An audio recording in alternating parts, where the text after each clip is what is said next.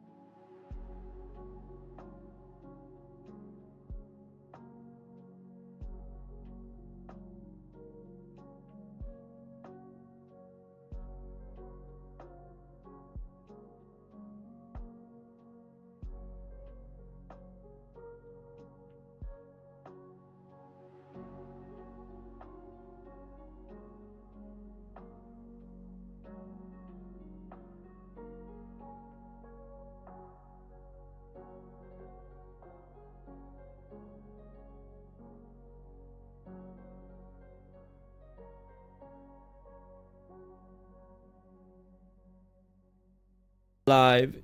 3, 2, 1. Welcome, ladies and gentlemen, to episode. I don't keep track anymore of the push start. Every episode, I don't even number. I legitimately don't even number them anymore.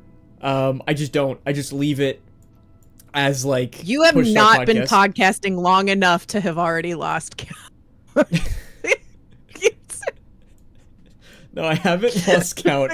I didn't lose count already. I just, you know what I thought? Like, I've been going through so many transitions. The problem is I've been going through so many transitions. I've been trying a lot of different things with the show. Like, what do I want it to be? What don't I want it to be? And I've been thinking, like, how is this going to take shape? How do I differentiate itself from all the other things on the web? I don't know what the answer to that is. I'm still trying to figure that out.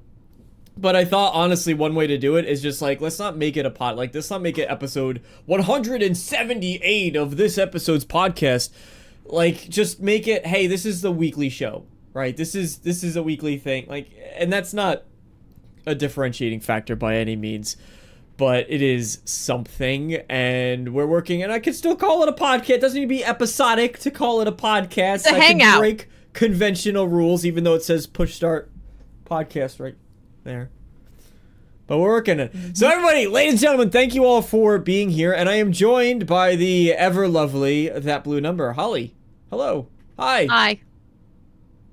I look like a drowned rat because I just got out of the shower. Hi, everybody. I like that your background has just all Doom stuff at this point. I know, it's just completely and utterly doomed out. So you just released a really great video that is not in relation to anything we're gonna be talking about today, because obviously, cool. I think this is probably gonna be the most depressing episode that I've ever have to make in a long time, because I don't think there's been any good news this week. Like, legitimately, I don't think there's been a single piece of good news. What has happened positively? Tell me something positive in gaming news. There's a new axolotl out to catch in Fallout 76 as of Tuesday. That's cool. Pretty niche. It's pretty niche, but it's a thing. Was there other axolotls, or is this just like the first axolotl? It's the second. So they brought out the Gone Fishing update, which nobody cares about except for the guy who's in your chat all the time that does the Fallout 76. King Fanman. Yes, he's not here. I He's love missing King. the whole great conversation. They started the Gone Fishing update, which started in May, June, early May, late June, something like that. And every month for a year, they're going to have a rare axolotl that you can catch in different regions, one a month for a year. And then at the end, you get a special title if you've caught all of them. There's your Fallout 76 lore. That's pretty odd. Listen, people are always craving, the people who play Fallout 76 are always craving more Fallout 76 content. You know what I'm saying? Like, every single time. And because the people who are still playing, they're always like level 5,632, and that's their second account. Yeah, I have a friend who's like that. He started after me. I told him about it. He was playing Raft and The Forest and stuff like that. Oh, and I told him, man. you should check out Fallout 76. He's like, okay. He no-lifes that game when he gets off work. Like, we work together, and like, he's like, he gets on, he's like, yeah, and I have an alt account, and the alt account I go to get, like they'll change some perks on a rare drop gun. He'd be like, I'll use the alt account to go get it because I already got it on my account and I can't get it again, so I'll do that, and then I'll drop it in a box, I'll hurry up, and I'll log in with my main character to go get the thing out of the drop. I'm like, dude, so you're amazing. I've been watching you play Fallout, like, on Discord. I see, like, That Blue Number's playing Fallout 76, and then I obviously, like, King Fanman, and I'm looking at him like, maybe I try it. Maybe I finally try it. And I did. I downloaded Fallout, all 100 plus gigabytes of Fallout 76. It's a big game. It is a big game, and I hopped into it, and I have to say, it's improved. Not because I got to the parts that are actually better, but because, well, I mean, some of it, yeah. But I haven't played it since I hopped into Wastelanders, which was, what, like 3 years ago, 2 years ago at this point? Right? It's been a while. It was a while ago. Yeah, and to be fair, I haven't played it since the beginning. It sucked. When it first came out, it was terrible. Totally admit, I was like, this isn't what I wanted, right? And I had all these problems, and I couldn't do anything because it was really hard. And I left it for a few years, and then I came back to it maybe 3 years ago? 2 years ago? 3 years ago? Something like that. It's fantastic. I played it with Colt. I've played it with Ben Kenobi. I've played it with Hargeet. I've played it a little bit, right? And I've played it with Red, who wants it to be good, but he doesn't give it the time that it needs. He's like, I feel like I die all the time. I'm like, well, you're like level 68, right? Like, you gotta, put a little work in. In his defense, level 68 in any other game is putting a little work in. Yes, that's true. We played it with Phil Spencer one night. Like, it's a great game. Well, it's just a fun game, and like a taboo word right now. Yeah. Phil Spencer's and Drake, I saw Drake Williams said, "Hot take: Xbox is fine and the sky is not falling." That's a reference to my video.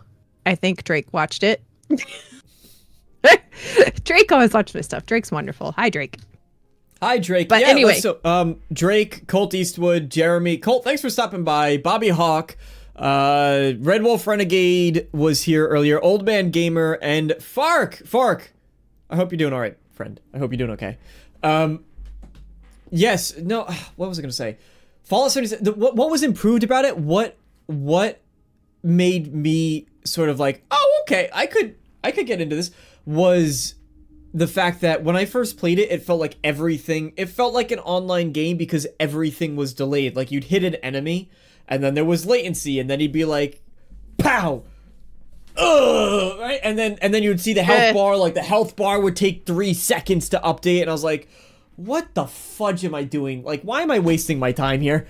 And I have to say, it's a lot better. It feels more responsive now. Like, attacking enemies feels more responsive. The weapons feel more responsive. It just, everything feels a lot better than the last time I played it. So I'm happy for Fallout 76, but that's some good news. And then, so who else? Helldivers 2. Fark said Helldivers 2, which, Holly, I know you don't care for Helldivers 2, but Helldivers 2 coming to Xbox, which is pretty cool. I like that. And did you see it's dropping? So the funny thing is it's coming out the exact same day as the Gears of War Reloaded. The same day. So like the Xbox exclusive is going to PlayStation and the PlayStation exclusive is coming to Xbox on the same day. Kind of funny. Exclusives are dead, everybody. That's why you should just get a PC. We're the PC Master Race podcast. Not actually. But no, that was awesome news. So I'm happy that democracy is continuing to spread. I like Helldivers. I'd actually be interested to hop, because it's been a while since I hopped into it, but now I know that there's like lots of new planets, and the level designs are a little bit more updated, and there's new enemies to fight, and probably tons of new weapons to go and unlock. So I'm excited for that. And yeah, Cole said, I forgot, the death animation came like 2 seconds after you shot them. It wasn't even the fact that the animations played when I was going through 76. It was like the health bar, just shooting them, and then I'd have to wait to see how much damage I did. And then it was that thing where like, you see, I hate when games do this. Like, Oblivion Remastered does this actually, and I despise it. When you do damage, and then you see like the grayed out part of the health bar, and then it goes down. Why doesn't it just go down? I hit you, it hurt you, just go. I hate that, like. I don't. Am I the only person though that, like, just side topic to that? I hate gray health in games. Like, in any, I know it's different, right? But gray health, I hate gray health. Like fighting games when like they do damage to you, but they have to hit you more. Or even like souls, yes, where you damage, and then if you take any damage before you actually like hit them again, it all comes back. Like, I hate that. Ugh. I hate gray health. Gray health. Fix your health bars. It's 2025. Come on, game developers. That's right. Nobody can bleed forever. However, so thankfully there is some good news to talk about, because I think the bulk of today's podcast, and I'm really glad that you're here, Holly, because I know that you have some really educated and well done takes on all this stuff, and some really grounded takes on all of it. And I wanted to try to dive into this as maturely as possible, and sort of as analytically as possible. Yeah. Mature. Yeah. Mature. As maturely as possible. And listen, not to say that there's no room for emotion, right? But I think it goes without saying that layoffs suck. Nobody's happy about it, and there's definitely room to be emotionally charged about. Like, this isn't a situation where I think most people can look at it and go pragmatically, well, this is what's happening with Xbox, right? And just completely separate all the emotion out of it. But obviously, Microsoft has been hit with 9,000 layoffs this month. There's going to be more. Not necessarily now, but in the next 3 months, in the next 6 months, there's probably I fully anticipate that there's going to be more. It totals over 15,000 layoffs, 15,000 people across Microsoft in just 2025 alone, and that's not counting the layoffs that occurred prior to 2025 and 2024, of which I don't know the exact total of. But it's astronomical. And of course, this is happening industry-wide, but when you have a company that's on the scale of Microsoft with as many employees as it has, that number is going to scale, right, equally. And the big issue that I see with anybody covering this topic, whether it's on Twitter or in YouTube videos, is that everyone focuses on a specific part of it, even the it's because it's impossible to address this from all angles, in the sense that everyone's pointing a finger in a different direction, and I don't think anybody is 100% wrong. There's some people who are wrong. Just, they are. But I think most people who are speaking about the subject are pointing it in a direction that's accurate. So, to give you an example of what I mean, is this an Xbox issue, or is this a Microsoft thing? Right? Where did these companies go wrong? Was it because Phil Spencer and Matt Booty and the whole Xbox leadership was incompetent and they drove Xbox in a direction that was absolutely and unequivocally irrecoverable for the rest of Xbox's future and they're dead? Was it Satya Nadella and a name that's getting dragged around a lot more? Like, I know Just Corden just did something about it. Seattle Times just did something about it. But it was this woman, Hood. And I forgot Amy Hood. Yeah, Hood. So, and she's she a CFO. Is a CFO, right? She's a CFO of Microsoft. And so is it sort of her when she's looking at the financials and she's saying, well, we need to trim the fat because we want to do X, Y, and Z, or Microsoft isn't profitable, whatever the case might be. And then they're sort of calling and they're saying, all right, Phil, your time to shine, buddy. Go lay off these people. Send that email, friend. I think it's personally Microsoft. And I say that for a couple of reasons. One, because I do genuinely think that, and I might get flayed by parts of like some Xbox community, but I think that Phil Spencer genuinely does care about these games, and he cares about these studios, and he cares about the people. He can't care about every single individual person working at these studios, but I think he does genuinely care. And so the other aspect too is Satya Nadella wrote out, and Microsoft, someone at Microsoft, I think it was Satya, wrote out kind of their own statement when they were talking to investors and they were talking to news sources, and some of the verbiage was very identical to what was put in Phil Spencer's email to the company. So that tells me that someone at Microsoft, some of their PR team said, this is what you're saying.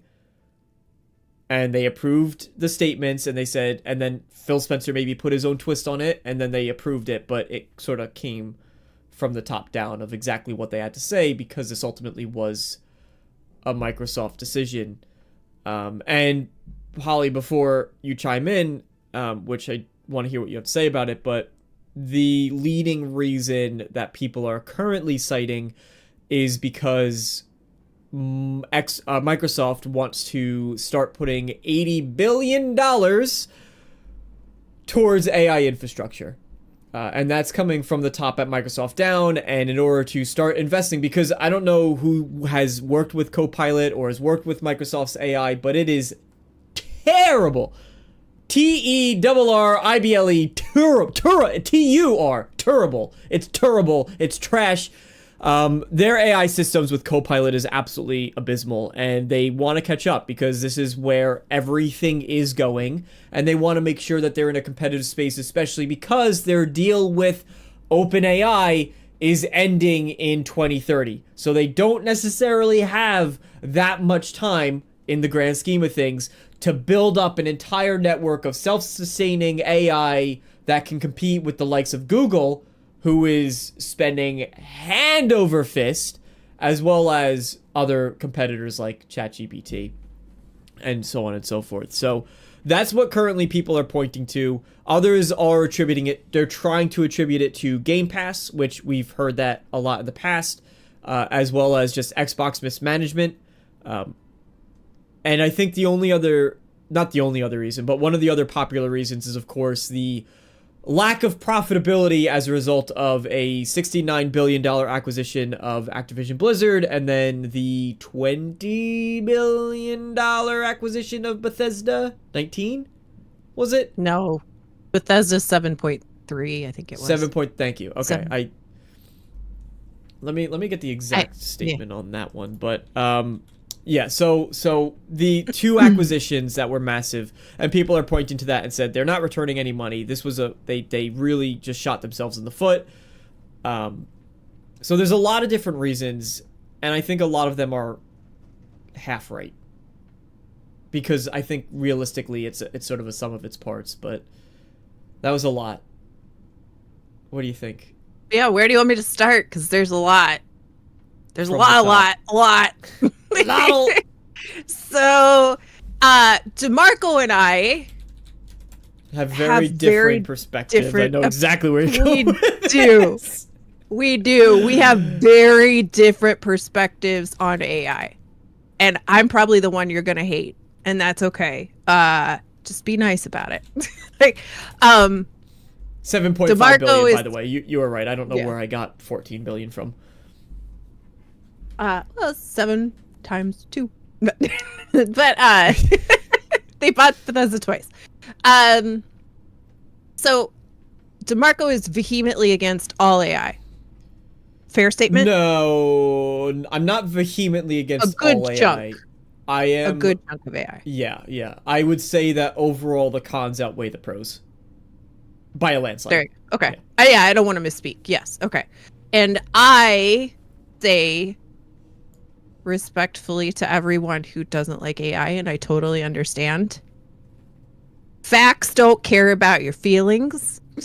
The reality of it is, my argument with him, which is, it's a bigger argument than what we're just talking about here, right? There's all kinds of parts to it.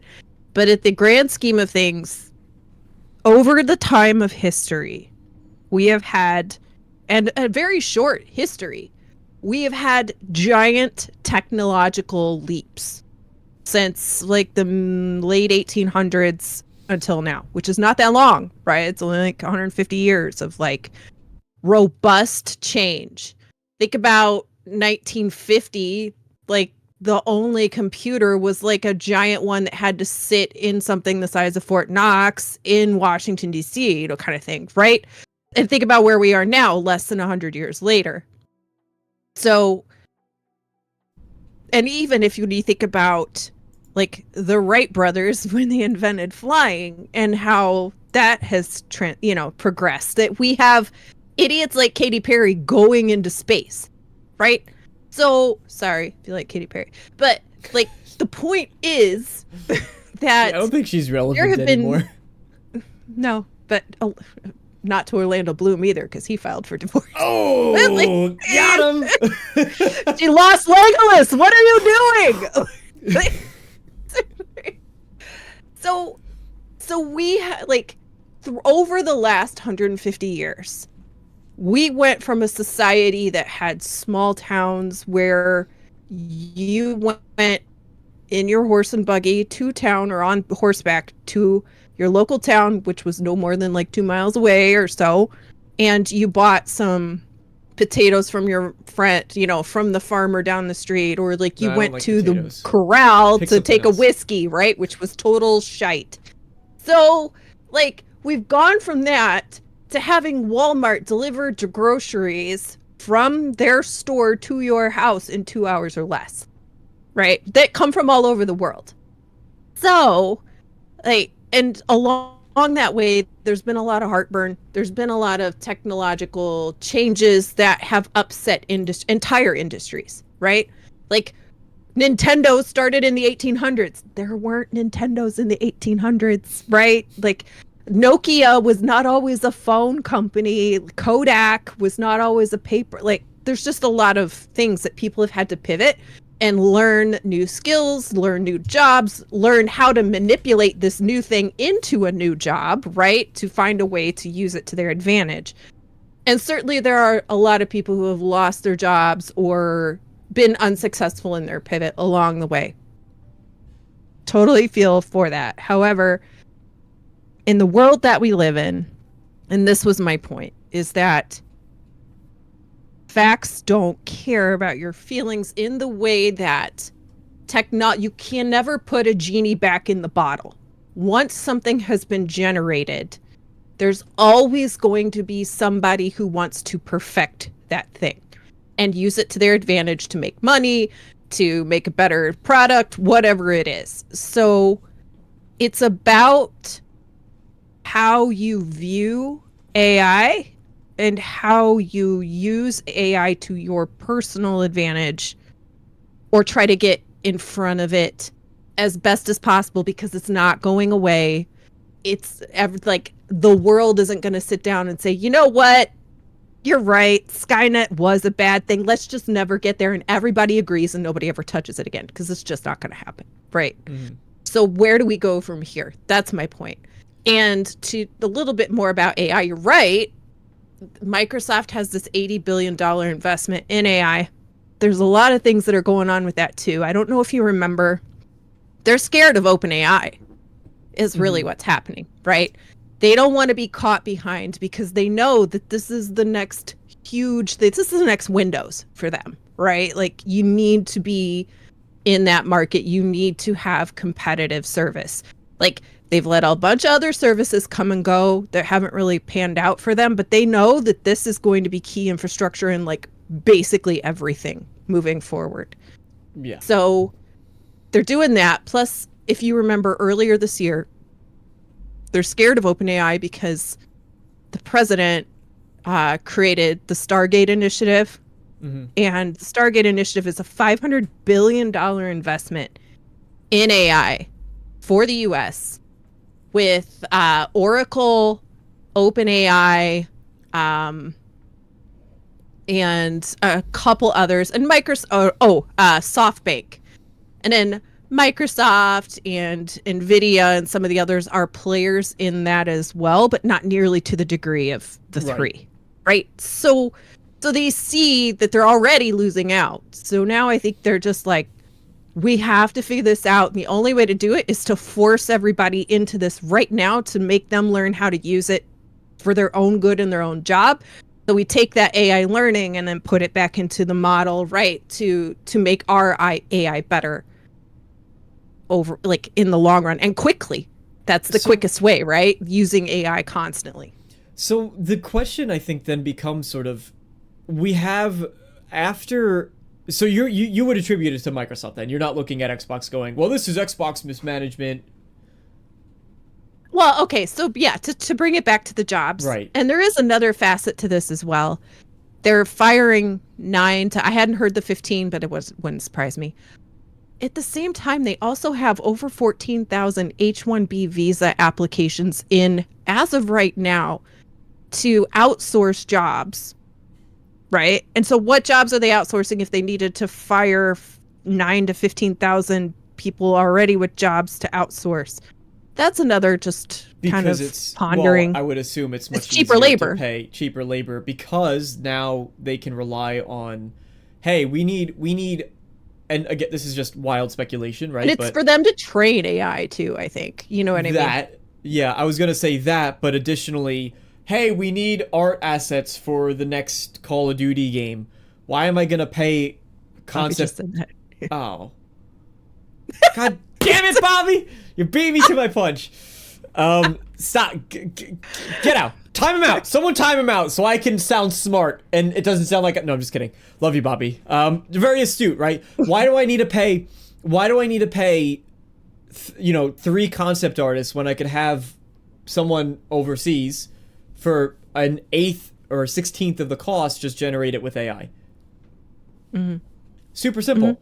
And that's we already that's an ethical question that needs to be addressed, right? Like, on the whole, right? There does need to be some, like, there needs to be some government regulation over AI, and they know that, and Congress is trying to figure out, successfully or not, right, how to start writing legislation to confine AI in certain ways, but I don't know if they're thinking about it in this capacity, right? As far as like the jobs and where those jobs are, and if people are losing their jobs to pay cheaper. Yeah. Well, I guess the only way would be to any outsourced work would have to be made less affordable than hiring in the U.S. domestically. But then you're getting. Yeah, that's a whole other conversation, not for a whole other conversation. Yeah, not for this show. It is. But ultimately, listen. It's a very nuanced issue with the cause of it. I think the big complaint then, right, if it's coming from Microsoft. Oh, yep. My other point is I don't think all the layoffs are from AI though. I don't think all of it's from AI either. I think a good chunk is from the fact that they just overhired during COVID to push and pump content out, and now they can't sustain having those many people on the payroll with the amount of projects being reduced because people are back out in society. There was just an article that said gamers are spending 25% less on games this year.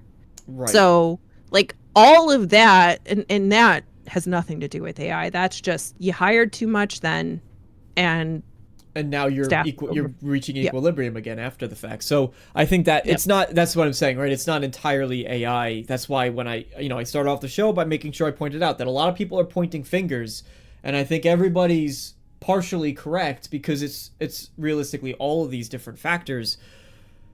The question becomes, well, the issues, and they're understandable, is Microsoft is one of the biggest companies in the United States, if not the biggest. Right, so why are they not able to manage their teams in such a way that says, hey, instead of laying these folks off, we're now going to make sure that we create, right? So I could tie it back into a bigger issue, right? Sort of the consequences of some of these moves, which is to say that Microsoft is doing what a lot of other studios are doing, which is saying we're only going to focus, Colt's an AI, I knew he was an AI, we're only going to focus on a core set of franchises, the ones that are making us the most money. And this isn't a surprise at all when you see just sort of how gaming is trying to grow, in the sense that, and I talked about this on the Renegade Realm podcast, but something like Fallout, right? Fallout going to TV and media. And Film Theory, if you watch the channel Film Theory, they actually did a really interesting video that was on why are we seeing so many live action remakes now? Like, what is happening? And they go through all these different points. A lot of it was exactly what you expect, but they also try to predict where it's going to go next. And the next trend was animes getting adapted to live action, which we are seeing. All right, I think Avatar: The Last Airbender is getting a live action. One Piece is getting has a live action, right? So we're starting to see that. Comics were already the big one. We've been seeing that for a while. Comics going to TV. The next is massively diving into games. And that's going to, like, when studios run out of live action remakes, they're going to start diving into film and TV. And what that's going to do is that's going to solidify even further than we already have a core set of franchises. That's going to be your Minecrafts, your Fallouts, your Call of Duties. And we're seeing from a lot of different studios that they're saying, we don't want to do as many projects. We just want to focus on the ones that we know are making us money. And we know that Assassin's Creed will make us money, so we're going to make another Assassin's Creed. And we know that Call of Duty is going to make us money. And we know that Elder Scrolls is going to make us a lot of money, so we're going to focus on Elder Scrolls. And you'll get less of your Pentiments, you'll get less of your Groundeds, you'll get less of your Expedition 33s from a company like Xbox. You're only going to sort of see doubling, tripling, quadrupling down on these already massive and substantial franchises, because I think it was, I forgot who stated it, but I remember seeing that someone had brought up the fact most gamers are playing these live service like 60% or 40% of I think it was like 40% of gamers are locked into title, like between Roblox, Minecraft, and Call of Duty, right? And maybe like Grand Theft Auto Online or something. That's like 40% of what people are playing. Mm-hmm. Yes, they did say that was part of the problem too, right? They said they see such a, like, Fortnite has had documentaries and university classes will be made to study how Fortnite has actually changed the entire genre in ways that nobody could have expected. Not just in art, because we've seen all of that, right? We've seen all the art ramifications from it, but we've also, like, single player experiences. Beavis and Butthead in your Call of Duty? I do want Beavis and Butthead in my Call of Duty. It's only because I like Beavis and Butthead. And I would also be fine if none of it was there, to be fair. To be fair, I would be fine if none of it was there. But, like, it's not just that. It's like, it's the phone generation too, right? Like, we've had, like, people have the attention span of a gnat now, right? And Fortnite and Roblox, they all sort of like they solidify that because it's a short, goofy experience, right? It's like the same thing as playing a game on your phone. You play it for 30 minutes, whatever. You like move on. You don't have the drawn out time commitment of a single player experience, right? Or a Skyrim. God forbid Skyrim. You know? It's like 800 hours of game. Well, Skyrim, see, that's the fascinating part is using Elder Scrolls. There's like a bit of a side note, but like the interesting thing is that they found a way to monetize Skyrim long term with the Creation Club. So oddly enough, when you're talking about like what these franchises are doing, Skyrim and Bethesda, like game studios titles, are oddly safe in that regard. Not only because they're massive, right? I think a lot of people underestimate how big Elder Scrolls is as a franchise. My gnat brain doesn't understand, says Jeremy. That's okay. Mine doesn't either. What are we talking about? Exactly. Red Dead Online just got an update. Right, I forgot. Yeah, they're doing zombies in Red... No. But that is a real thing, by the way. Red Dead Online just got a new update in like 2 years or something ridiculous. So, hey, go enjoy some Red Dead Online. Maybe, I guess. Probably not. Does anyone play that anymore? I never enjoyed it. I didn't like Red Dead Online Really either. sad. I did it one time, and I loaded in, and I was riding my donkey, because that was all you started with. This was Red Dead 1. And I was riding my donkey, and then I was going into the first town that I could get to, and then some douchebag in a water tower just sitting at the top. There must have been like 15 people playing the game. And he's just the one out of the 15 people decided, oh, look at this moron coming as his camel in my basic sharding gear. Yeah, because you look like the new a-hole. And just bang! Kills me in 1 or 2 shots, and I was like, nope, uninstall. It's like the lowest form. I hate that crap, right? I'm like, picking on the weakest person. Clearly I am the weak link here. Like, could you just give me 5 minutes? Congratulations. Don't play DayZ. Don't play DayZ then. Don't ever play DayZ. No. Don't ride into Goodrich- town on a donkey. Goodrich, thank you for stopping by. Well, I wouldn't have stopped in town on a donkey if that player didn't shoot me in the head, which would have allowed me to get not a donkey. I'm not the problem. I refuse to accept that blame. But welcome, thank you for stopping by, Goodrich. But yeah, Elder Scrolls is oddly one of the safe ones just because they actually have monetization in it, so it's safe, and that way they can keep updating the game in a way that is monetized, right? In a similar a la Fortnite or Call of Duty. Different, right? Not the same, but they still have an opportunity to do that. And I will say, credit where credit's due as far as Creation Club goes. Some are genuinely good. Like if King Gath Creations he's a small studio now, makes something, it's probably pretty good. And the cool thing about King Gath is that his creations are usually very fairly priced. Like he did the Bard's College, he did the East Empire expansion, which adds like trade routes, and then you could invest and you have to go visit the Jarls to get them to want to put the East Empire company in their city. So then you could, you get these like loot beacons. So instead of having to go sell your loot to a merchant, you're in a cave, you're over encumbered, you put a loot beacon, and then someone from the company actually goes and picks it up for you, brings it back and sells it. And it's wrapped up in an actual quest line with, all these different things going on. So it's his things are really neat. He just recently did the orbital bombardments from Starfield. So my point being, there's actual cool creations. Like that's what I always wanted from Creation Club, but they found a way to monetize it. All these other franchises, though, in regards to sort of when we talk about the future of Xbox, it was spoken about how there was an insider, Nine Shoes.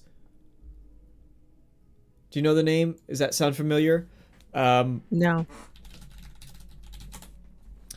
This is also where we differ because I like Bethesda games. I just don't follow them the same way that DeMarco does. And I have never modded a game in my life ever. Not even Creation Club stuff. Like I've never done it. So yeah. That's fun fact, I guess. Or frightening fact, depending on how you look at who you are. A bit of a frightening fact.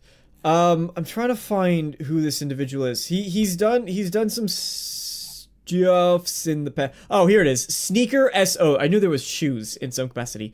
Sneaker SOs. So Sneaker SO, he's done some things correctly in the past, so people generally see him as credible. But he was saying that this is the start of a slow bleed for Microsoft. The start of a slow bleed where they are exactly what I was explaining, where they're going to quadruple down on these existing franchises and they're going to start pulling out slowly and slowly more layoffs, other studio closures, in weird and unexpected places. Some I think maybe people could see, right? Rare's Everwild, well, I was looking forward to that. That was a game that was in development for 6 years with 0 updates. 10 years. See, this is why I need a co-host, because I don't remember these facts. 10 years without any updates. So that one, I think somebody could look at and go, all right, you got 10 years, nothing to show for it. Maybe it's still kind of in a weird place. So it is what it is. Unless you're Ken Levine, who's been working on Judas for 10 years. Ken Levine's an exception to and it's his own studio now, so he can do that. Mm-hmm. But he's funded by 2K. I think in Ken Levine we trust, I think, is just the motto, honestly. Mm-hmm. Because there's always an exception to every rule. There's always an exception. And it's Ken Levine. Yes. Judas will be great. Maybe. Maybe not. Who knows? I'm excited for it. It'll be great. It'll be great. Holly said so. What's your prediction for that? Okay. What do you think? 8 out of 10? 9 out of 10? No. Look, I'm biased. BioShock is my favorite game. So he can do no wrong. Like, I think Metacritic, well, we haven't seen, like, enough. But I'm thinking in the 90s, low 90s. Low 90s. I would say about the same. I would say low 90s. I think it even has the potential to be mid 90s just because it is Ken Levine in 15 years. But so Sneaker SO, he mentioned that it's going to be a slow bleed of these studios, and there were some there were some ones like Everwild that we could sort of see coming. Perfect Dark was an interesting one. That studio is shut down. Perfect Dark canceled, which is very unfortunate, but it was rumored and sort of spoken that the vertical slice we saw was not even close to what the game was, and it was basically all fabricated. I'm inclined to half believe that. I think maybe they had a bit of an Anthem situation going on where they were trying to figure it out and things weren't coming together, and so maybe what we saw was conceptually what they wanted to go for, but they weren't actually sure how all that pieced together. But allegedly that one was having trouble. Latest is the Perfect Dark gameplay was actually real. Okay, so now they're saying it was real. Before they were saying it's not real. It just goes to show, if that is the case, it just goes to show that nobody really knows 100% what is going on. So when you hear content creators, and when you hear people, this is my biggest aggravating thing, is you hear so many folks on Twitter, I flippin' hate Twitter. Because everyone thinks that they're valid. Just because, Qui-Gon Jinn, the ability to speak does not make you intelligent. It doesn't. The ability to have a Twitter account doesn't mean that you have good opinions or valid takes or you know what you're talking about. Most people know jack shit and they're parroting what they saw somewhere else, including me. I'm guilty of this. But what I will say is nobody knows what's going on. Perfect Dark was shuttered, another thing. Zenimax Online, what I'm consistently seeing with Zenimax, now that's an MMO. They're working on a new IP. It wasn't Starfield, it was a new IP. But they're working on one, and Xbox leadership and Microsoft executives and they had checked out the game. They were impressed by it. It was in development for a very long time, but that's an MMO. And that was also shut down, which is very, very weird. About that, I saw today somebody said that they had just ramped up more production, had like kicked it into full gear because everybody was really excited about it. It was really coming together well, and they said that leadership was really happy with it.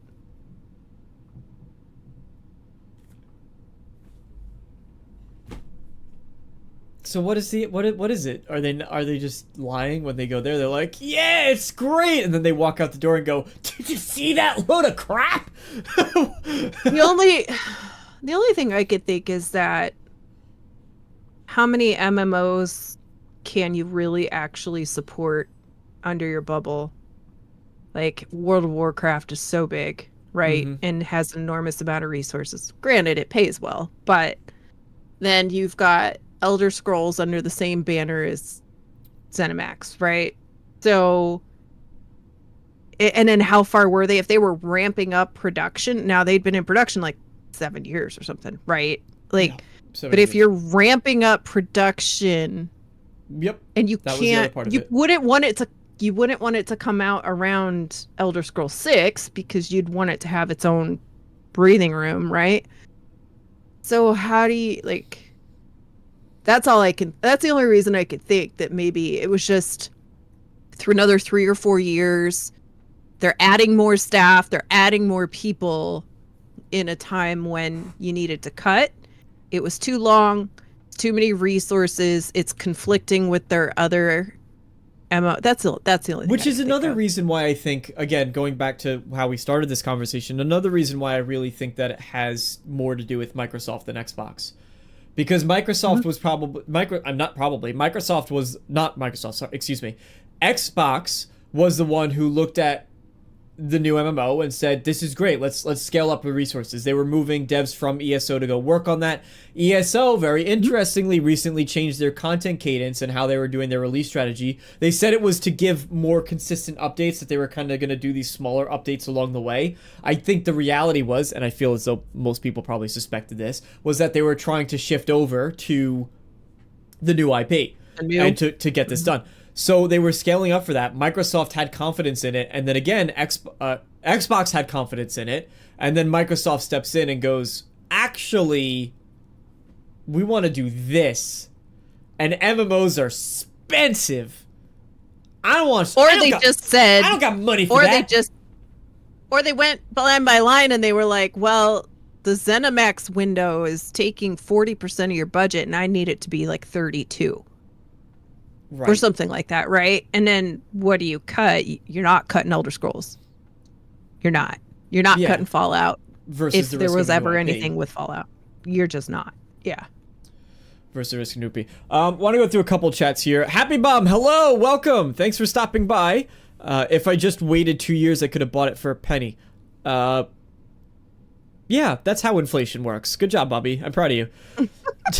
10-year dev cycle is mind-blowing. I could never dream of that. And that's why, so there is a silver lining to all of this, which I spoke about a bit at length on the Renegade Run podcast on Tuesday.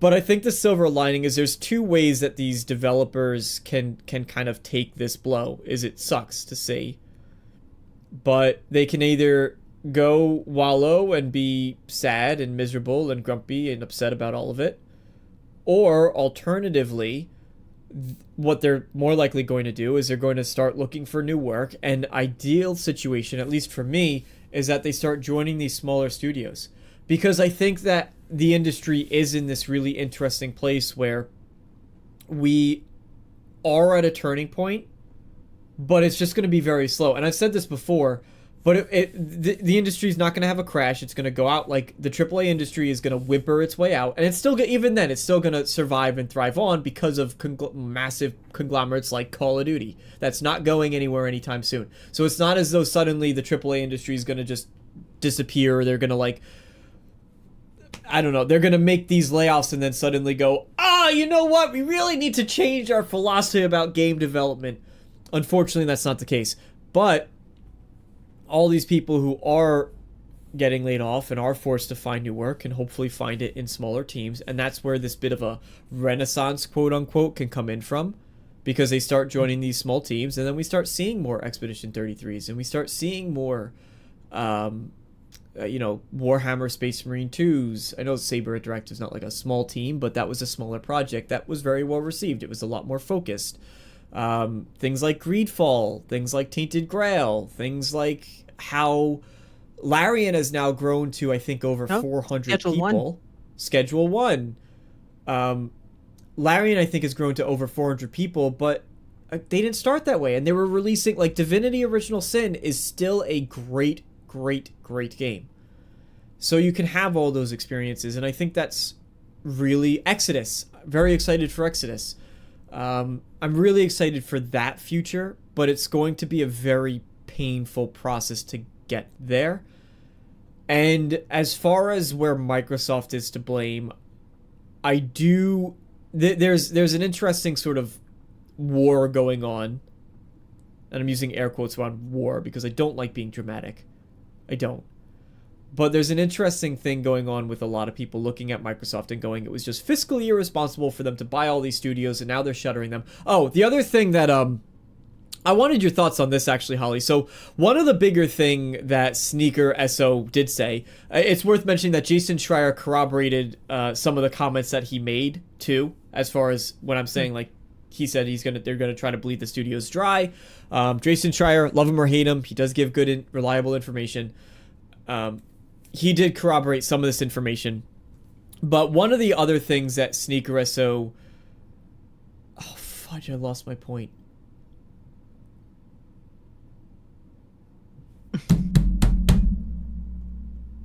What was I saying?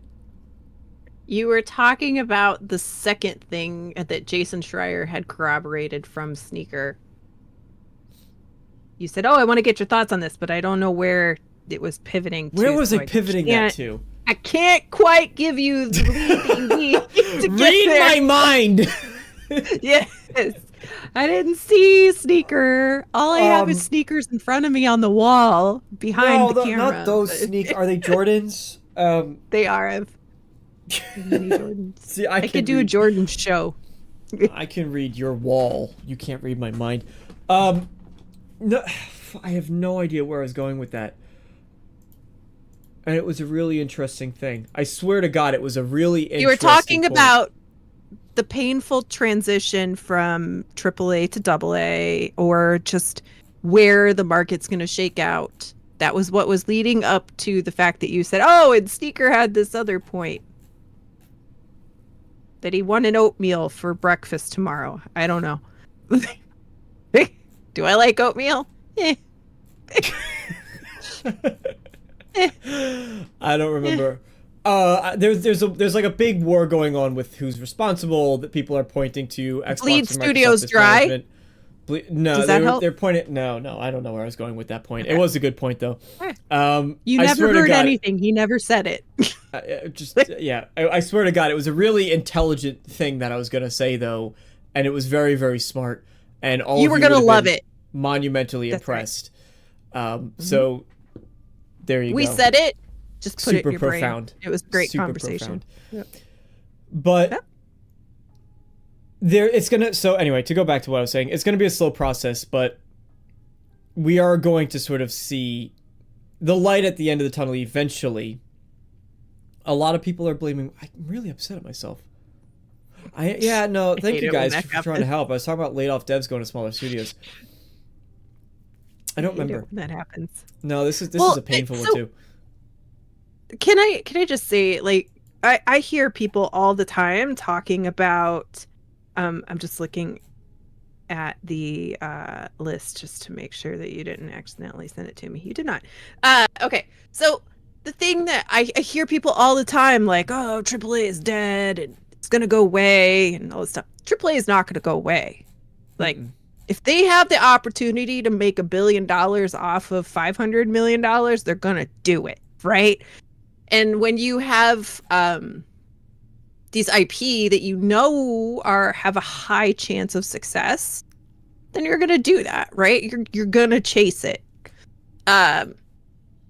And I think I just always get a little cautious when I hear people using Expedition 33 as a call to action, and not just them. There's been other games before that too.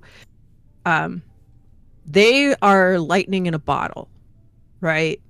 And even I mean, even think about where that team came from, right? Like, the guy who made the music, he just happened to meet the director in SoundCloud within an hour of the guy joining SoundCloud, not looking for that music at all, right? Like, there's all these like quirky stories about how that team came together, and it's beautiful, right?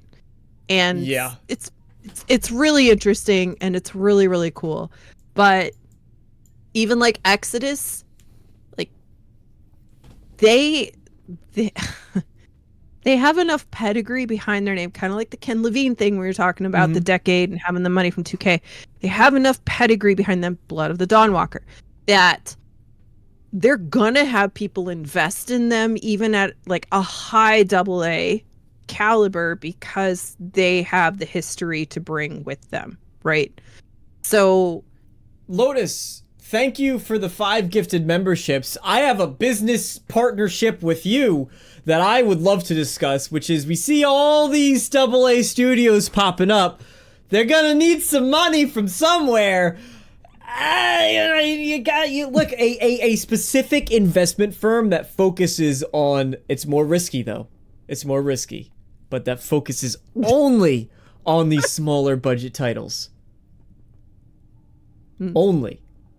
So like your Expedition 33. with high risk comes high reward. With high risk comes high reward. No, they already got plenty of investment. That's also kind of what Game Pass kind of does that too, you know? Game Pass does help. Yeah, there's definitely good cases. Game Pass does help because obviously Microsoft pays up front, as far as I know.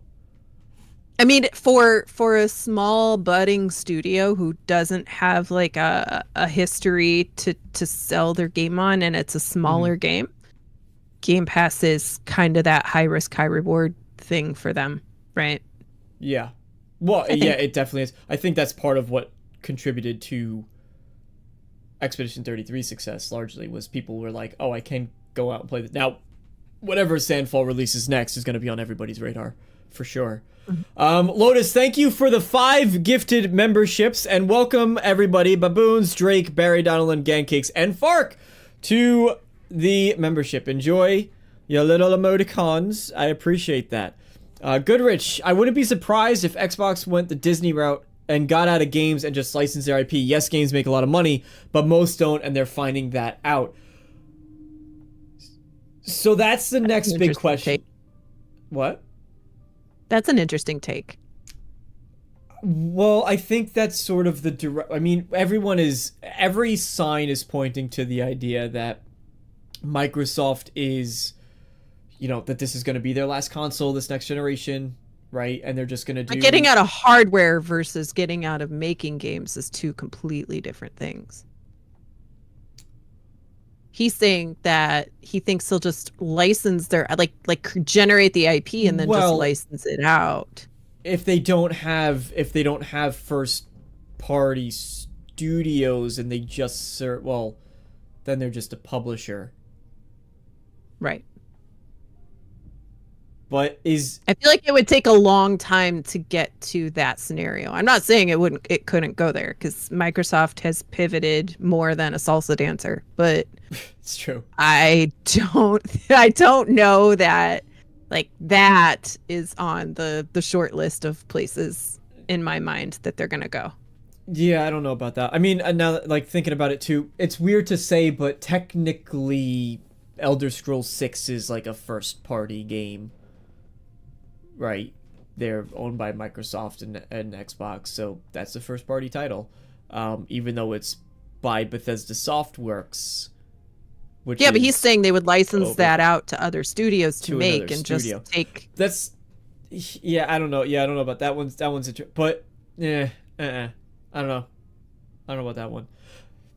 Could you argue that they're already licensing it out? If I'm just trying to math this in my head to make it work. Well, I don't know why. I think the difference is he's not wrong, right? Like a lot of games don't make enough money to recoup all their investment. And look at how long Alan Wake 2 took, right? And it was up for Game of the Year. I mean, it eventually became profitable. It took a really long time. I think the difference for Microsoft is that they have enough studios and enough successes that it sort of insulates the smaller games or the ones that are less successful against, any overall loss, because they have so many that they still win, right? Yeah. Dark days. At least for now. Dark days for everyone involved. For certain, I do think that there is a light at the end of the tunnel. I just don't know when it will be. And that's what I was gonna say, I think. Which is that there's a lot of flack going around for people who have been supporting Xbox's decisions as of late, right? And specifically, there was Chris Avellone who actively called out, and I don't want to get too much into the drama part of it, because I honestly don't understand it, to be honest. But Chris Avellone called out Jez Corden and Chlorbill on being Chlorbill and being Xbox shills.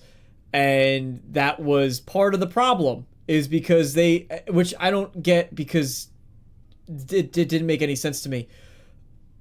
But I think there is something to take away from all that, which is I remember what I was going to say! Oh, so I do. So what was happening, and this was from Sneakerless or No Shoes, Shoe Man.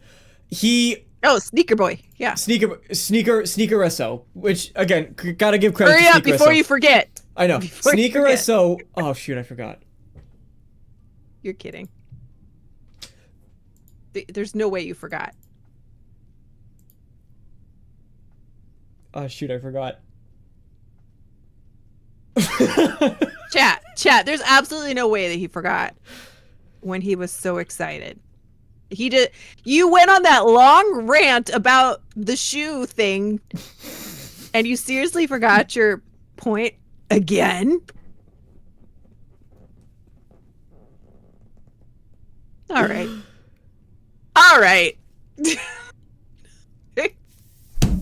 Next time you have to send these points out. So I know. Pivot. I know. Oh, God. It's fine. Move on. So Jez and this Chris guy and Chloe. They were going. It's Chloe. Clobrill. They were going at each other because they were talking about the conglomeration of the industry, and how... Oh! I remembered again! So, he mentioned that Microsoft was very interested in the way, and they thought that Blizzard and Activision specifically was running their company very effectively. And they thought the way that Activision's leadership was running the company was done well, and they thought it was being done even better than that of which Xbox was doing. And so what he said was that they took on, I'm not reading chat because they're going to make me forget again. They took on some of the ideas and even some of the executives from Activision to join onto the Xbox team. And so a lot of this, like when we would constantly talk about how Activision would buy things and then just gut them, buy things and gut them, and it just didn't work the same way EA did, that we're seeing a lot of that with what's going on with Xbox now and Microsoft. Well, I mean, it's Bobby Kotick. That's who they liked. They liked how Bobby Kotick run a business when literally every employee that worked for him hated how Bobby Kotick ran the business, right? But Microsoft proper, of course, loved what Bobby Kotick was doing because my first video I ever made, thanks to Cold Eastwood, who taught me how to do it and kind of gave me the idea for the video. I did this whole part at the end about the endowment fund, right? And when I was doing my research for the endowment fund and all the money that they generate for veterans, etc., it was talking about Bobby Kotick, and like, he wasn't a gamer. He'd never been a gamer, never was a gamer, never interested to be a gamer, right? But the man knew business, and he didn't necessarily know people very well, right? But he knew how to run a business extremely successfully as far as profits and streamlining things. I mean, think about it. What other major game can get a brand new iteration of that game out every single year, no hesitation, nonstop, to the quality that Call of Duty comes out at? Well, nobody. Yeah. Right? I was going to say it's easy when they're just working with the exact same everything besides textures and level design and writing. But they're not. There's more to it than not. that. Yeah, I know that's... Yeah. Either way, right? And it wasn't just, it's not just Activision, right? There was Blizzard and all the other pieces that King and all that, right? But like, they liked how Bobby Kotick ran it because they saw the profit margins, right? And Bobby Kotick is the one that eventually like made Raven feel like they needed to unionize, and subsequently, right, like Blizzard unionized. I think Blizzard unionized as well. And it's just this like dichotomy for Microsoft, because Microsoft is rated the best. It's like, I don't know if it's excluding layoffs. I don't know if they are still rated the #1 place to work in America, but it's very high up there. It was last year. As an employee, it's a fantastic place to work, provided you still have a job. But the dichotomy of running a studio and making all of your labor force feel like they're being so poorly treated that they have to unionize to protect themselves, versus a company that gives you all of the freedom that you need. And I've heard some really interesting stories from people who have worked at Microsoft who have had, some very serious personal issues come up, and they've just take the time you need, no problem, right? Like, they just do their thing. So like, you can't be the best place to work in America and also be creating, the record profits that you do from like Bobby Kotick did with ABK. Sorry, it's a long rant. Still, no, it's good. I really thought that was an interesting parallel that they were making. That Sneaker SO was making, just because it does tie into, thank you, Lotus Esprit, good job. I'm guessing that's with my squirrel moments, sticker. Which that those squirrel comments are very funny. Squirrel. But I did get there. Thank you, Lotus Esprit, for the $5 super chat. I greatly appreciate that. Good job. I know. I'm proud of myself too that I remembered.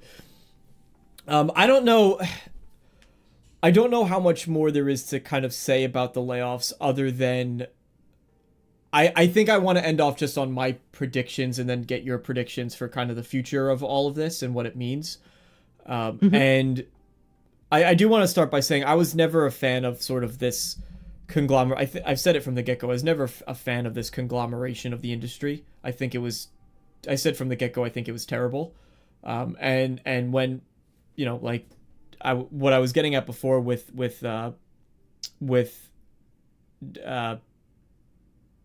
Squirrel. Oh my God, Jez Corden, was that part of why he was getting singled out was because he always talked about how like the future is bright for Xbox and the future is bright and all this is fine and things are great and Xbox is awesome.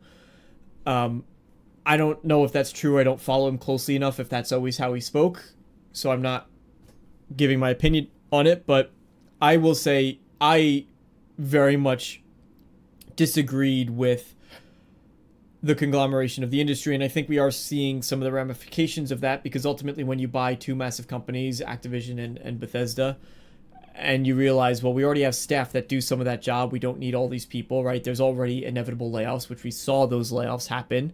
Now that's getting brought even further by some of the things that we talked about today.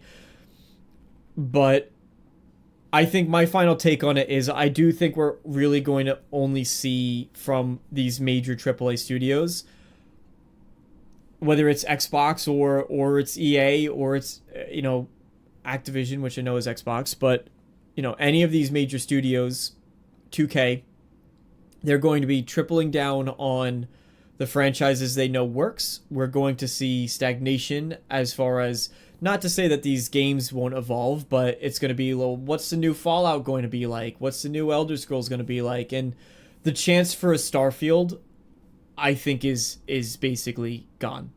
That doesn't mean Xbox is dead, like some people want to shout, but I do think that sort of getting those experiences is very limited. There's going to be exceptions, right? We said earlier, there's always an exception to the rule. I think Obsidian is a great example of that. The fact that they're able to, I mean, they're working on a Grounded 2, but obviously Grounded 1 was successful enough. And I think maybe they've proven themselves a bit. 3 games in 1 year. 3 games in 1 year is massive. And it's worth mentioning, these are what, like 15, 20 people teams? Like, they're not big. I mean, it's more than that, but like, you know, they're small, very, very small. But I think there's certain cases where we'll see, like Obsidian has proven that they can do that. But something like Bethesda, or even Activision, when we saw people who worked on Call of Duty went to make, I always bring up Immortals of Avium because I think it's a very interesting example, right? They left because Activision was like, no, you can't work on this new thing, you're doing Call of Duty. And they're like, F this, I don't want to do Call of Duty. And I think Microsoft is going to push the same thing, and therefore Xbox is going to push the same thing to say, no, you're working on Call of Duty. Like, that's what you guys do, that's what makes us money, and that's what's going to keep Microsoft, Papa Satya, that's what's going to keep Daddy Satya happy and off your backs. So make Call of Duty. So make the next Elder Scrolls. But I do think that, again, this talent is going to divulge into smaller studios, teams like Sandfall, teams like Galarian that is still independent, teams like, what is it, the who is working on Exodus? What's the name of their studio? Working on what? Exodus. Oh, it's Fudge. What is their name? Hold on. I have the button. Go for it. What was the alternative for Xbox though? Sony made Deathloop exclusive, and we're going to make Starfield exclusive as well. Xbox had no choice but to acquire Bethesda. The alternative was they offer a better deal, right? Like, that's the whole thing with Game Pass. Bethesda didn't need to be bought by Xbox. Microsoft could have said, all right, well, listen, we'll pay you this much to put your game on Game Pass in order to drive more subscriptions to their service. And ideally, Is that the book? Archetype Entertainment. Archetype? Is that? Oh, is that the art book? It's not an art book. It's like, it is such a nice book.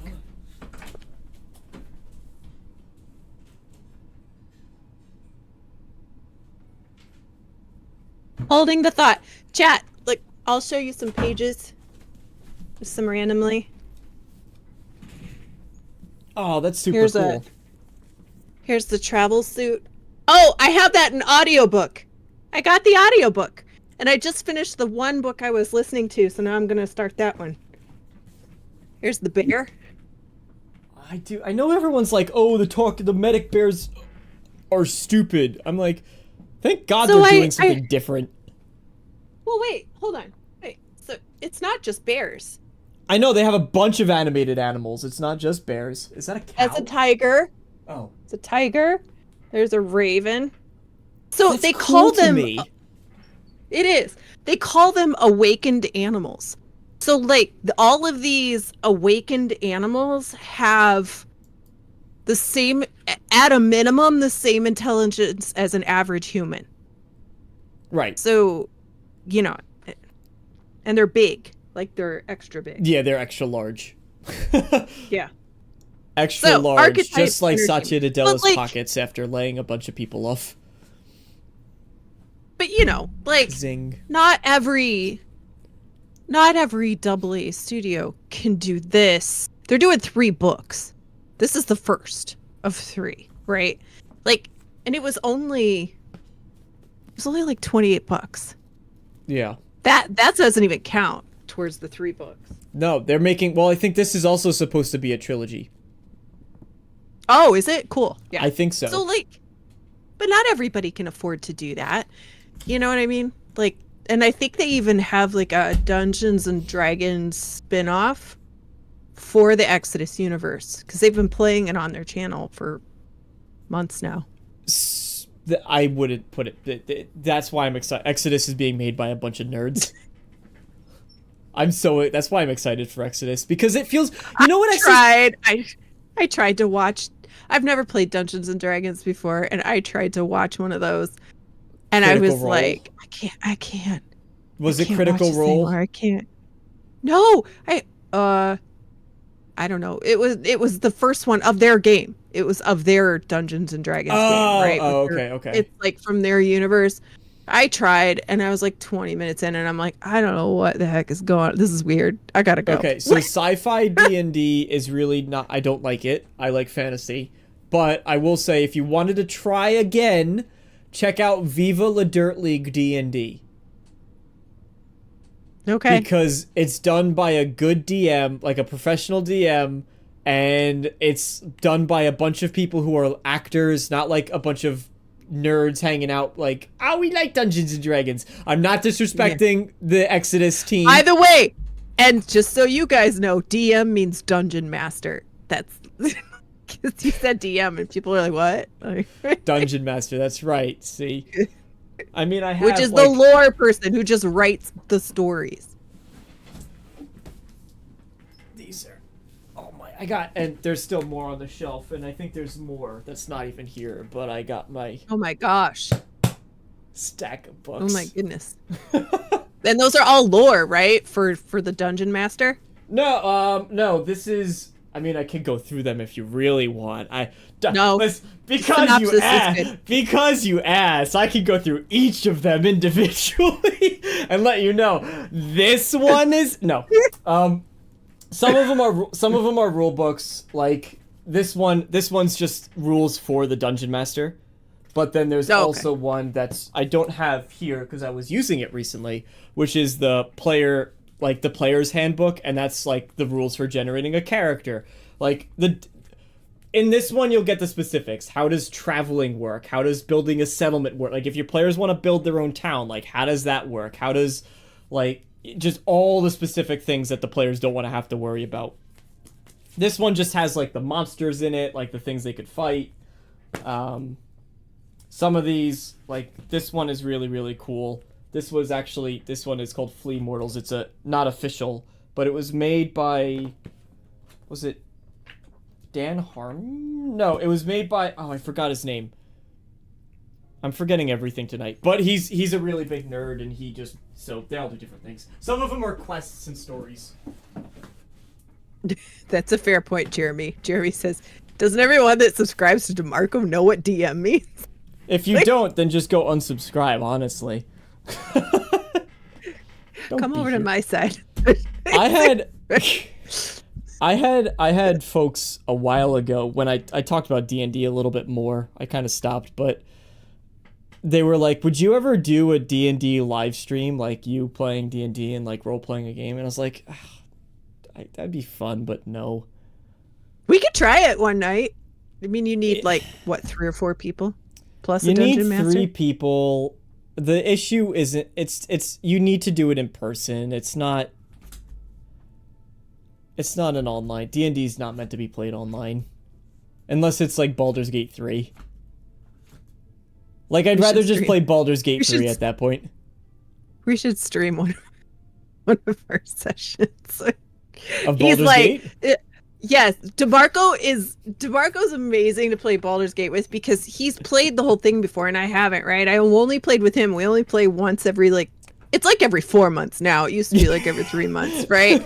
And like he knows what's happening, but I don't know. And you would genuinely have no idea that he's ever played this before because he's like, oh, what's over there? Or like, what did you find? Like he genuinely is the best pretend actor about he knows nothing, and I forget.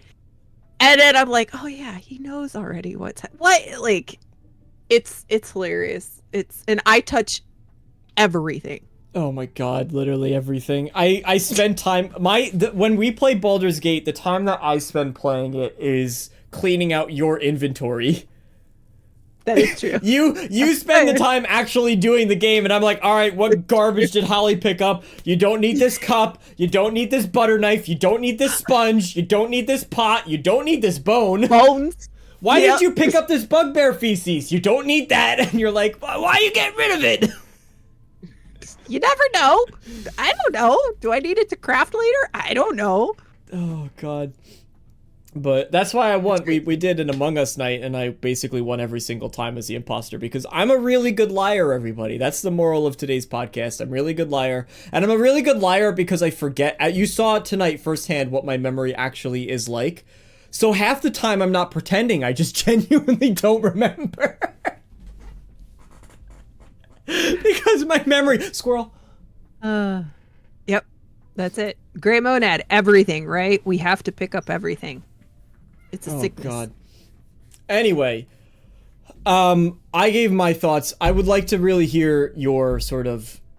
What do you think the future for Xbox... And I know that you touched on this in your video, so feel free to plug your channel. Like, this is your opportunity, because it was a good video. But what do you think, like, the future is as far as Xbox, Microsoft's control over Xbox, and are we going to see that continue to kind of grow or lessen even? And then just how, like, gaming as a whole and, like, where you see the gaming trends going. Sure.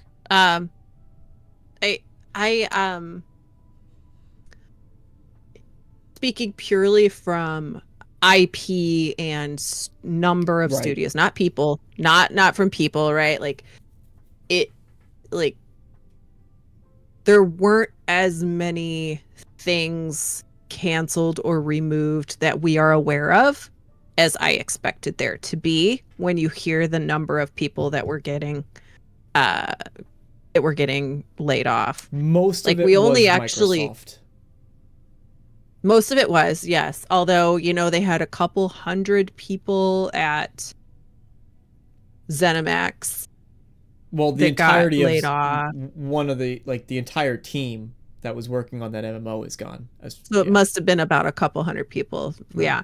And interestingly enough, the thing you didn't mention too is that when this news was coming out, at the same time the head of ESO left. They quit. And yeah, also, so I wanted to touch on that too, because Mr. Matty actually. Did you get the rare as well? Did you get? I didn't. No, I wasn't gonna. Well? I didn't talk about that. I wanted to bring that up. Okay. at one point, just because Mr. Matty Plays put out a good tweet regarding some of this, and he had just said, let me see if I could find it. Well, while you're looking for that, I'll Yep. kind of go a little bit down the general Xbox business path while you're looking for that, right? So, and there were several projects that were unannounced projects that have been canceled. So if you don't know about them, you can't miss them, I guess. I was most disappointed that Perfect Dark was canceled. I was actually looking forward to that game. I thought it looked very interesting, and I never played any of the originals. So, same. Guess I won't play this one either. But I'm also not surprised that that one got canned, because they'd done nothing, and they had multiple restructurings, and like the heads of the studio leave and people not getting along and stuff like that. So anyway, what this means, I think, is not a huge amount to gamers as far as the amount of things that you're going to see coming from Xbox. I don't think you're going to see anything significantly slowing down or a lack of games from Xbox at all. They still have over 40 games in development across the studios. Everything that you saw in the showcase, they said is completely safe. And there's others, of course, right, that are safe still that we just didn't see. I think that Xbox, it looks bad because it's a culmination of the AI plus the COVID thing all at once. It's kind of a perfect storm, so that so many people, are losing their jobs. But I think that Xbox is expanding. I think that they are looking for the most ways to make the most money. I honestly think, personally, that when Phil and team looked at ABK to purchase ABK, I think they had a lot of thoughts and ambitions about how the ABK would fold into the Xbox umbrella. And I genuinely don't think that they thought that that would bring the extreme oversight and complications with Microsoft proper that it has brought post-acquisition. I don't think they foresaw it to the level that it is. Certainly when you spend that much money, you know that that's going to come with, okay, you need to deliver. But I don't think that they saw how that was going to go down. Now, of course, they are, culpable for a lot of decisions as far as like allowing the initiative to even be around this long with no significant development, or Everwild being, going for 10 years and not having something out the door already, right? Like there's a whole bunch of things that probably should have been a little bit better in their oversight and management. I'm not denying any of that, but I also think that the people who are out here screaming that Phil Spencer sucks and he doesn't know what he's doing and all that stuff, I don't agree. Yeah, I don't agree with most of I don't agree with that. And I think that it's easy to say, but it's an entirely different thing when you're running a multi-billion-dollar division of a trillion-dollar company, and you have that many employees that are under your control, right? It's a lot of stress, it's a lot of responsibility, and you are only as good as the team that works for you, because you can't do everything every day, right? Doesn't take away that they are still the managing heads. However, I just don't think it's as simple as knowing what's going on at any given time in any given department, right? So, having said that, I think Xbox is fine. I think Xbox is making moves to diversify, which we all know, we all see.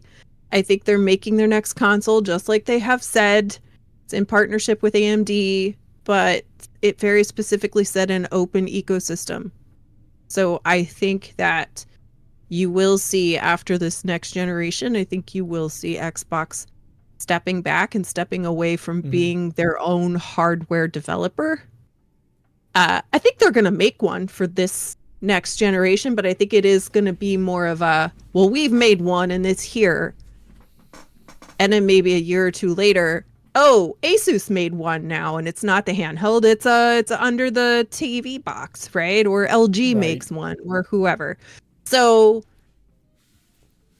that's not a bad thing either. It just requires for them to actually have a lot more quality control and quality control standards and all of the other stuff that comes with the complications of outsourcing your product and making sure that everybody is doing the right thing with that product so that it works with the developers, which is very difficult. Yeah, and to that point too, like I know a lot of people are saying, well, why didn't they just keep everybody on board? Like, why didn't they? I get torn. Well, that's why I get torn. The human element. Lotus Esprit, thank you so much for the $5 super chat. Bravo! She liked your speech. I love that squirrel dog. Whatever. I like the squirrel dog too. It is very cute. Yeah, it is. It's very cute. The you know, like the human side of me wants to say, well, they should just keep everybody on, right? They should find a new place for them. They're a $1 trillion company. They should be able to figure it out. And I do think that there's truth to that. I think that's a very valid argument, not necessarily a practical one or not necessarily a realistic one, but I do think that it is the empathetic argument to make. And in that regard, because I think we need to have empathy, because that's what makes us human. So I do want to say, like, well, Microsoft has all this money and they're the biggest company in the world. They should be able to figure it out. And I do think that there's some truth to that. The flip side is that you can't necessarily, like, what's the alternative? Is you say, okay, well, we're just going to have, you know, we're just going to have all of these people that we would normally lay off break into smaller studios. And we're going to say, well, you're Bethesda Junior. And you work on this project, and you're Obsidian Montreal, right? That's what a lot of think people have done. They were like, oh, you're this WB, you're WB Montreal, you're a spin-off of WB game of Rocksteady, you know, and you're working on Batman Arkham Origins. You can't work on the mainline Batman game, but you can get Arkham Origins, right? So we've seen them kind of do like that Toys before. for Bob, right? Like Toys how for Bob. Toys for Bob was like, we just want to go do our own thing. Just let us be. And they were like, yeah, great. Sure. And then they're even helping them, right, finance so that it'll be a game that's playable on Xbox. It's a great partnership, right? Yeah. And I think there's cases for that, but you can't take, out of the 9,000, let's just say that 2,000 were from Xbox. You can't just take 2,000 people and say, okay, we're going to break you into 500 team people size clusters and make 5, 10, 52, 4 new studios. Right. It's not feasible because you don't know if right. And you could say, well, we're going to take the senior leader from this team and we're going to take these junior people and we're going to, but it's the same reason why when people turn around, they say, well, why doesn't Microsoft or Bethesda just do a Fallout team and a Elder Scrolls team, and they just have 2 separate teams to work on each of these franchises? If it was that easy, they would have done it. But it's not that easy. And I think that it's very easy to sit in our cozy chair and kick our feet up and go, why don't they just figure it out? I think a lot of people are very well-meaning in their thoughts about a lot of things in this world that aren't actually practical and aren't necessarily the way that business has to be conducted, right? I mean, at the end of the day, Jeremy said it, like, you can't just spend millions and not actually produce anything, right? We all are accountable for our actions, whether it's our personal life or at work, right? So if you've been working on a game for 10 years and you have nothing to put on the street tomorrow and I need to cut things, like, what have you been doing? Like, there's some accountability for that, right? Yeah. And that's partly leadership's problem too. They should have been like constantly on them, like, where are you? You're not producing. This is going to be a problem in the future if you don't, right? Like, Yeah. Like, we all have bosses. We all know what it's like for your boss to say, "What are you doing?" Right? Like we were talking about earlier. Yeah. Leave me alone. I'm doing something else. Where is he? Thank you, FarQ. Sent 1 channel membership to Old Man Gamer, who Old Man has been very active today. Welcome, Old Man. Thank you for being here. Welcome, RSJ, as well. He said well said. I think it was well said, too. Yeah, it's just a difficult conversation to navigate in that sense, but I think Rare got way more leeway than they deserved due to the success of Sea of Thieves.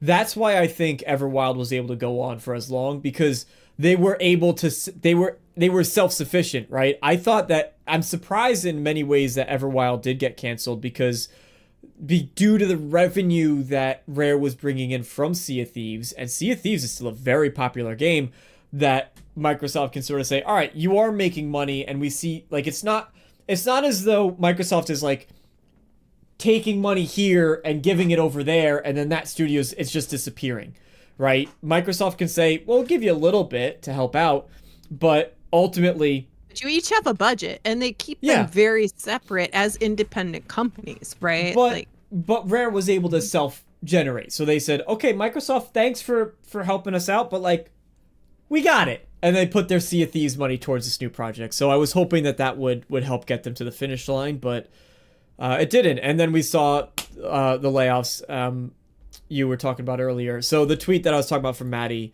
and we're going to be wrapping up soon. Welcome, Chris. Thank you for stopping by.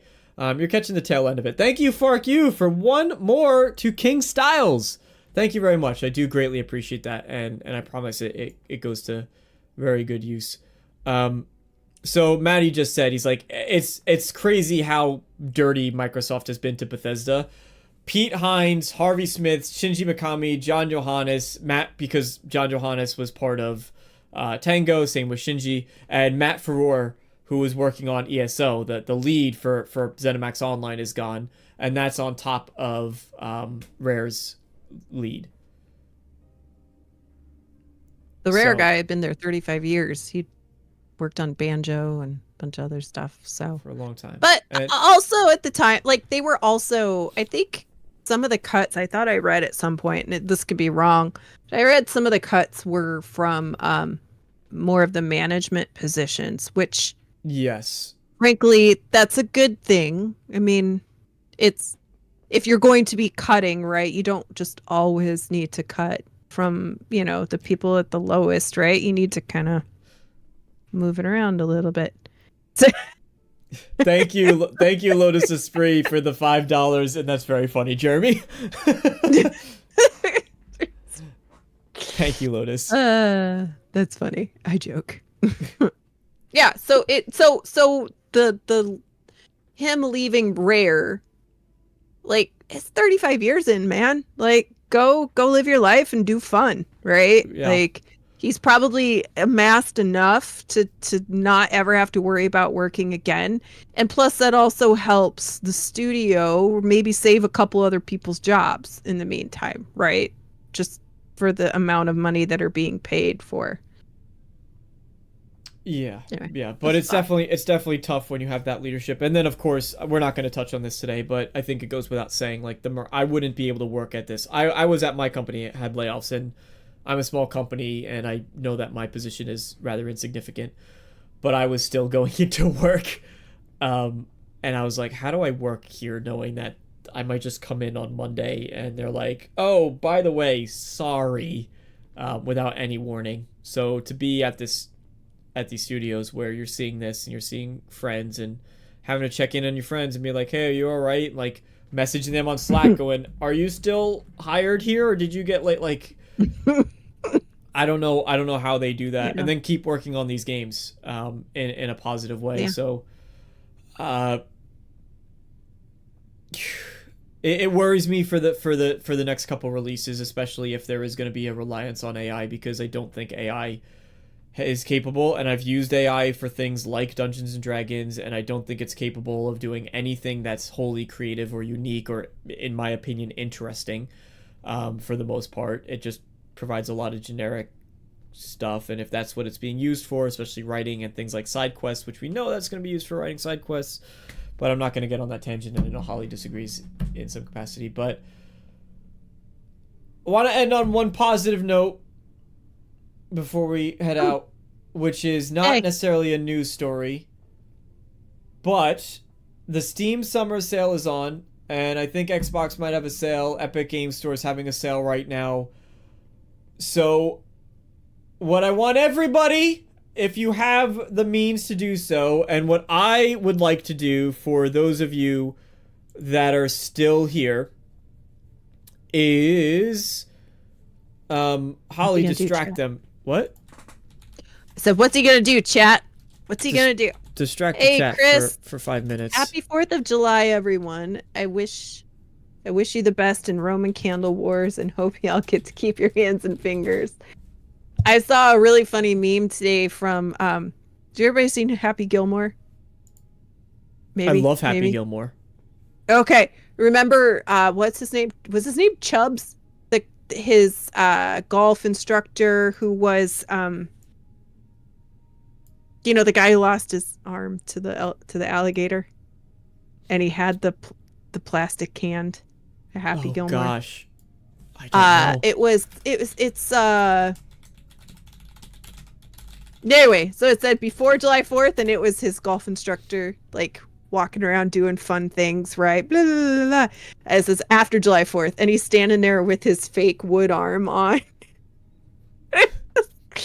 It was really funny because remember the alligators bit his arm off, right? Yeah, like, that was the whole thing. After he went for his ball, and then I think he died to the alligator right at the end. I've played golf next to alligators before. Actually, it was a lot of fun. Oh, alligators terrify me, honestly. I am not a fan. I don't think I could ever live in Florida just purely based on alligators and snakes. Snakes are worse. All right, thank you. We looked to see if their Slack was deactivated. That's what Goodrich says. They just looked to see if Slack has been deactivated. And actually, that's what some of them things were happening Wednesday morning. People would come in and be like, well, my Slack's deactivated. That's not good. Like, oh, bing, bang, boom. There we go. So for go out and support your favorite indie games. This is one that I have been playing extensively, The Alters. It's absolutely fantastic.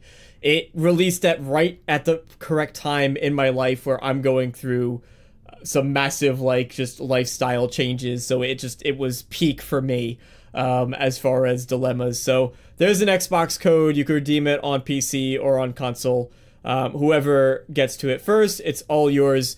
Thank you all so much for being here and hanging out. Please do claim that. Let me know if you get it. And Holly, you have a YouTube channel and you're making videos. I do. It's a thing, and I do that thing. I have made 3 whole videos. My last one, though, I put it up right. I put it up when I uploaded it Tuesday night and I scheduled it to release the next morning.